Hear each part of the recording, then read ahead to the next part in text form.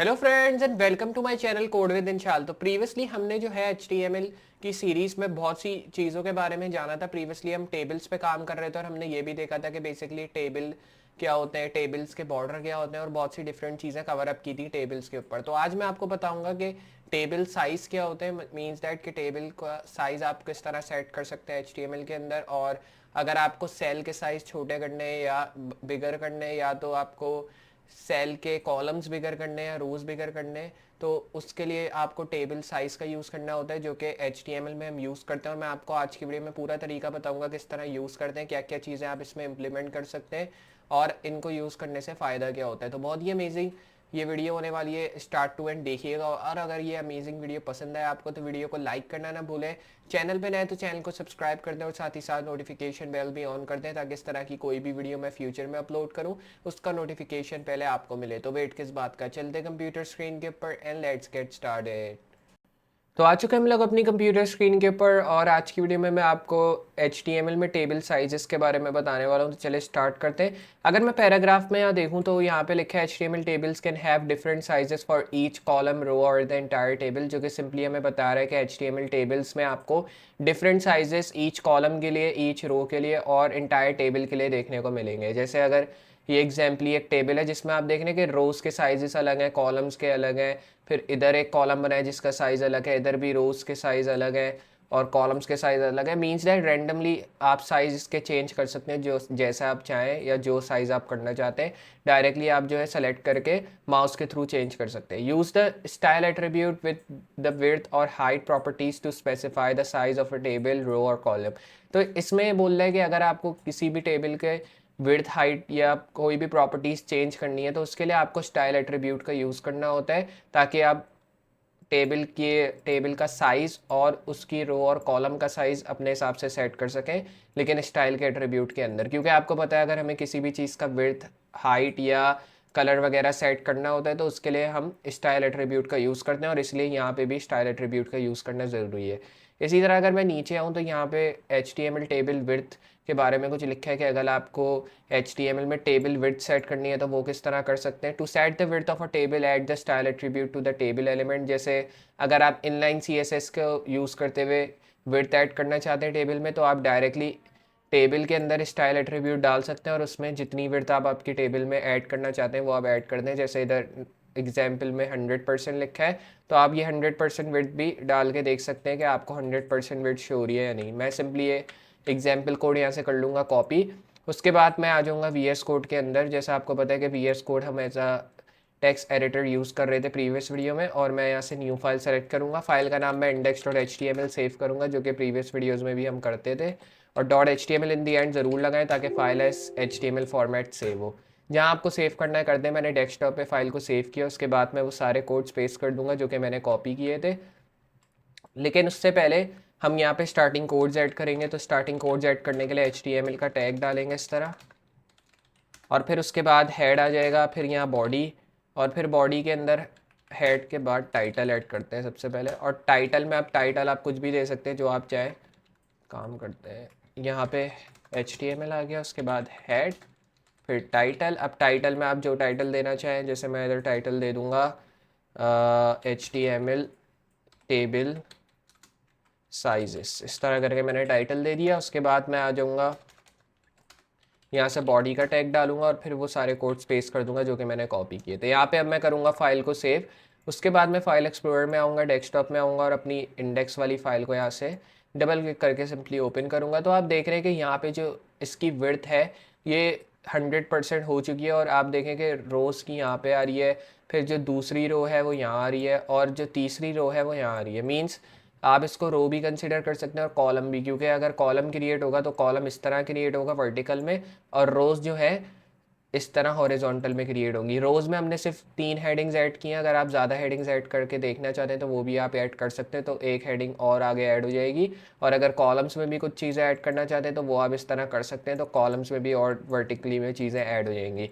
तो ये सिर्फ मैंने आपको एग्जाम्पल ही दिखाया कि किस तरह आप अपनी टेबल का साइज़ जो है चेंज कर सकते हैं। और यहाँ पे अगर आप बॉर्डर्स देखना चाहते हैं तो बॉर्डर्स के लिए मैंने आपको प्रीवियस वीडियो में बताया था कि आप यूज़ कर सकते हैं बॉर्डर कोलैप्स का। तो उसके लिए सिंपली मैं आ जाऊँगा स्टाइल एट्रीब्यूट के अंदर, और स्टाइल एट्रीब्यूट में आने के बाद मैं जस्ट यहाँ पे ऐड कर दूँगा, इसको यहाँ पे क्लोज करेंगे और यहाँ पे आप बॉर्डर ऐड कर सकते हैं। बॉर्डर में मैं लिख दूँगा कोलैप्स और यहाँ कोलैप्स।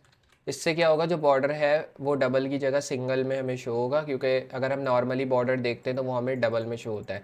अगर मैं इसको रिलोड करूँ तो आप देख रहे हैं कि साइड्स में हमें बॉर्डर शो नहीं हो रहा।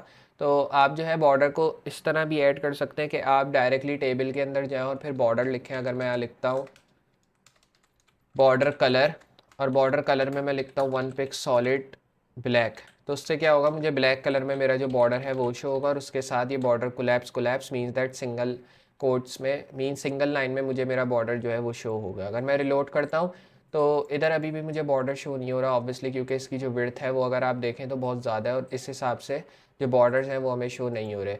अब आते हैं वापस डॉक्यूमेंट में, तो यहाँ पे इस तरह करके आप जो विड्थ सेट करना चाहते हैं वो आप अपने हिसाब से सेट कर सकते हैं। अगर मैं नीचे आऊँ तो यहाँ लिखा है note, using a percentage as the size unit for width means how wide will this element be compare to its parent element which in this case is the body element. तो ये सिंपली मुझे बता रहा है कि आप percentage size का use कर सकते हो देखने के लिए कि विड्थ आप कितनी वाइडर जो है कंपेयर करना चाहते हो पेरेंट एलिमेंट से। मींस अगर मैं चाहता हूँ ज़्यादा वाइडर करना अपनी विड्थ को, तो उसके लिए मैं ऑब्वियसली विड्थ को इंक्रीज़ करूँगा। लेकिन अगर मैं चाहता हूँ ज़्यादा मेरी विड्थ वाइड ना हो, मींस कम वाइड हो, थोड़ी सी स्पेस हो आपस में, तो उसके लिए आप फिर विड्थ को नॉर्मली डिक्रीज़ कर सकते हैं जितनी आप चाहें, या आप उसको कंपेयर कर सकते हैं पेरेंट एलिमेंट से, जो कि इस केस में बॉडी एलिमेंट कहलाता है। नीचे आके टेबल कॉलम के बारे में अब देखते हैं।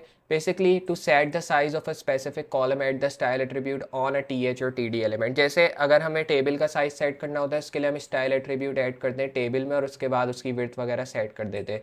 लेकिन अगर इसी तरह हमें किसी कॉलम की विड्थ सेट करनी होती है तो तरीका वही होगा, सिर्फ चेंज ये होगा कि जो स्टाइल एट्रीब्यूट है वो आपको टी एच में डालना होगा, क्योंकि टी एच इंडिकेट करता है टेबल हेडर को, और टेबल हेडर में हम ऐड करते हैं टेबल का कॉलम, और इसीलिए हम जो है टेबल के कॉलम के एलिमेंट के अंदर एक स्टाइल एट्रीब्यूट क्रिएट करेंगे और जितनी विड्थ हमें ऐड करनी है इसके अंदर वो हम अपने हिसाब से ऐड करेंगे। जैसे इधर 70% है, तो अब मुझे मेरे पहले टी एच में स्पेस वाइडर मिलेगी जो कि 70% होगी, और स्पेस जो है आपको इस बार वर्टिकली मिलेगी क्योंकि हम कॉलम्स में ऐड कर रहे हैं स्पेस। अगर हम टेबल में ऐड करते हैं तो रोज़ में हमें स्पेस देखने को मिलेंगी, और वहीं पे अगर हम किसी कॉलम में स्पेस ऐड करते हैं तो वो हमें कॉलम्स में देखने को मिलेंगी। अगर मैं यहाँ सेव करता हूँ इस फर्स्ट नेम को और फिर यहाँ पे आके अगर मैं रिलोड करता हूँ तो आप यहाँ देखेंगे कि हमें जो है यहाँ पे टोटली स्पेस मिल रही है, एक तो 100% रोज़ की, और उसके बाद अगर हम कॉलम्स में देखें तो कॉलम्स में भी आपको स्पेस मिल रही है 70%, ज़्यादा नहीं। लेकिन अगर हम बात करें रोज़ की मीन्स टेबल्स की, उसमें ज़्यादा स्पेस इसलिए मिल रही है क्योंकि इसमें हमने स्पेस को 100% पे फिक्स किया हुआ है। अगर आप इसको कम करना चाहते हैं 50 पे तो आप 50% भी करके चेक कर सकते हैं। अगर मैं रिलोड करूं तो आप देख रहे हैं कि ये लास्ट नेम और एज और करीब हो गया, मीन्स अब वाइडर की जगह स्पेस थोड़ी कम हो गई क्योंकि हमने अब स्पेस को 50% पे चेंज कर दिया है। तो इस तरह करके आप अपने हिसाब से जितनी विड्थ वगैरह सेट करना चाहते हैं टेबल की वो आप सेट कर सकते हैं, और कॉलम की विड्थ भी इसी तरह सेट करेंगे जैसे मैंने आपको बताया। वहीं पे अगर नीचे आए तो HTML टेबल रो हाइट की होती है, क्योंकि विड्थ तो हमने देख लिया, अब हाइट पे जाते हैं। हाइट में सिंपली आपको अगर किसी भी टेबल रो की हाइट चेंज करनी है तो उसके लिए आपको to set the height of a specific row at the style attribute on a table row element, जो कि सिंपली सेम तरीका होगा जैसे हम विड्थ चेंज करते थे, उसी के लिए हम जो है सिर्फ स्टाइल एट्रीब्यूट का यूज़ करेंगे हाइट के लिए।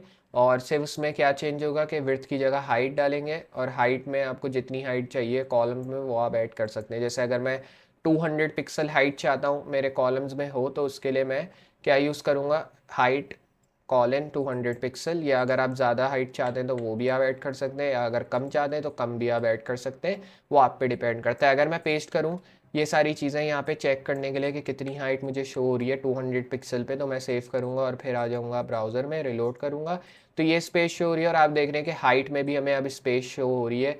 जैसे यहाँ से कुछ स्पेस आ गई बीच में, और फिर ऊपर देखें तो ऊपर भी स्पेस मिल रही है इन कॉलम्स के बाद, मीन्स दैट हमें ऊपर से भी स्पेस मिल रही है और टेबल के बीच में से स्पेस मिल रही है हाइट के हिसाब से, जो कि बहुत ही अमेजिंग लग रहा है। और इस हिसाब से जितनी आप हाइट में स्पेस देना चाहते हैं टेबल के अंदर वो आप सेट कर सकते हैं, तो उससे आप अपने टेबल को और भी बेहतर कर सकते हैं जो कि आप करना चाहते हैं या जैसे आप करना चाहते हैं। वहीं पे अगर आ जाते हैं वापस से डॉक्यूमेंट में, तो यहाँ पे ये लिखा है set the height of the second row to 200 pixel, means that ये आपको रैंडमली बता रहा है कि नॉर्मली जो हाइट सेट होती है वो 200 पिक्सल्स मींस पिक्सल्स में सेट होती है, तो आप भी कोशिश करें कि हाइट को हमेशा पिक्सल्स में सेट करें, तो उससे आपके लिए आसानी होगी हाइट को अपने हिसाब से मेंटेन करना या अपने हिसाब से चेंज करना। तो मुझे उम्मीद है आपको आज की वीडियो में समझ में आया होगा कि बेसिकली टेबल के साइजेस को किस तरह चेंज करते हैं, टेबल्स के अंदर जो रोज़ होती हैं उनके साइजेस को किस तरह चेंज करते हैं, बाकी अगर आपको वाइडर स्पेस चाहिए तो वो किस तरह आप ऐड कर सकते हैं, हाइट किस तरह चेंज कर सकते हैं, हाइट में स्पेस चाहिए तो वो कैसे आप ऐड कर सकते हैं। आज की वीडियो में वो सब मैंने आपको बताया। सारी चीज़ें ये जो होंगी इसकी एक समरी निकलती है कि सारी ये जो टेबल साइजेस वगैरह या टेबल हेडर्स वगैरह जो भी आप ऐड करना चाहते हैं ये सब स्टाइल एट्रीब्यूट के थ्रू होगा, क्योंकि स्टाइल एट्रीब्यूट यूज़ ही इसीलिए होता है ताकि हम किसी भी चीज़ की स्टाइलिंग कर सकें, और टेबल भी एक एलिमेंट है HTML का, इसलिए हमें इसकी स्टाइलिंग करने के लिए भी स्टाइल एट्रीब्यूट का यूज़ करना होगा।